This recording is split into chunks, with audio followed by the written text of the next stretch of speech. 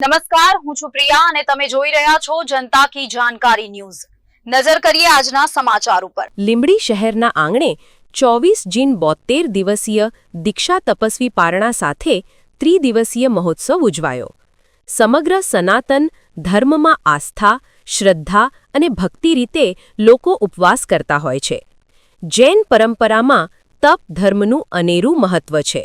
સૌરાષ્ટ્રની ભૂમિ સંતો, મહંતો, ત્યાગી અને તપસ્વીઓની ભૂમિ છે।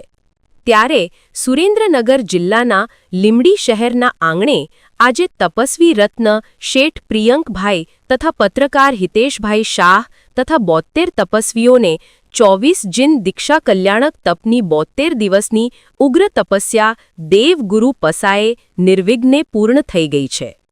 જેના પારણા નિમિત્તે ત્રિદિવસીય મહોત્સવમાં આજે પારણા તારીખ 14/9/2025 રવિવારે સવારે 8 થી 10 રાખેલ, જેમાં ઉપસ્થિત રહેવાનો સુંદર અવસર આજે રવિવારે મળ્યો। આ પ્રસંગે લીંબડી જૈન મૂર્તિપૂજક સંઘના રવિભાઈ શાહ, મુકેશભાઈ શેઠ, વિપુલકુમાર જે શાહ એડવોકેટ તથા ઝારાવાડ ફેડરેશનના શ્રીપાલ સિંઘ, નીરવભાઈ સોની તથા અન્ય શ્રાવક અને શ્રાવિકાઓ તથા લીંબડી જૈન અગ્રણીઓ જોડાયા હતા। તેમજ કમલેશભાઈ શાહ તથા હિતેશભાઈ ચોકીવાળા, હિતેશભાઈ દોશી, અશોકભાઈ દોશી તથા કેતનભાઈ ખાંભલાવવાળા, મુકેશભાઈ શેઠ, શૈલેષભાઈ શેઠ સહિત ભારે ઉત્સાહ સાથે જોડાયા હતા। રિપોર્ટર રાઠોડ વલ્લભભાઈ લીંબડી। આનંદ અને ઉલ્લાસ વ્યાપી ગયો છે। પરમ પૂજ્ય તીર્થનંદન મહારાજ સાહેબની નિશ્રામાં ઉપદાન તપનું 18 દિવસનું ઉપદાન તપનું આયોજન થયું અને દાતાશ્રીઓએ ખૂબ મન મૂકીને લાભ લીધો। પ્લસ અહીંયાથી 72 તપસ્વીઓના આજે પારણા થયા, સંઘ સ્વામી વાત્સલ્ય થયું અને ખૂબ આનંદ અને ઉલ્લાસ હતો।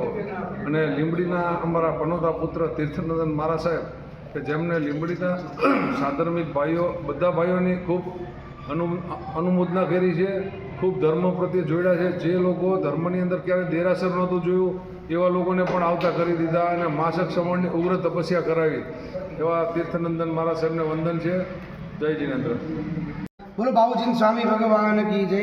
આજ રોજ લીંબડી મુકામે 24 જૂન દીક્ષા તપના સુંદર મજાના એવા પારણાનો ઉત્સવ ઉજવાયો, જેમાં ત્રિદિવસીય મહોત્સવ હતો। એમાં પ્રથમ દિવસે દીક્ષા કલ્યાણક પૂજા, ત્યારબાદ ગઈકાલે સરસ મજાના પરમાત્મા ઘડવાની એવી સુંદર મજાની કલ્યાણકની ઉજવણી થઈ। ત્યારબાદ આજ સવારે ઉત્સાહભેર પારણા ને બહુમાન સુંદર મજાનો લાભ દરેક બહાર ગામથી પધારેલા મહેમાનોએ લીધો। ને આ નિમિત્તે લીંબડીની અંદર થવા જઈ રહ્યું છે અઢારિયું। એ અઢાર નિમિત્તે બહુ જ બહાર ગામથી પધારેલા મહેમાનો એવા વરસ્યા કે જેની કોઈ સીમા નહીં। અનરાધાર રૂપિયાથી પણ વરસ્યા અને ભાવથી પણ વરસ્યા। એવા સંઘમાં સુંદર મજાના એવા આજના ઉત્સવની ઉજવણી થઈ। જય જિનેન્દ્ર।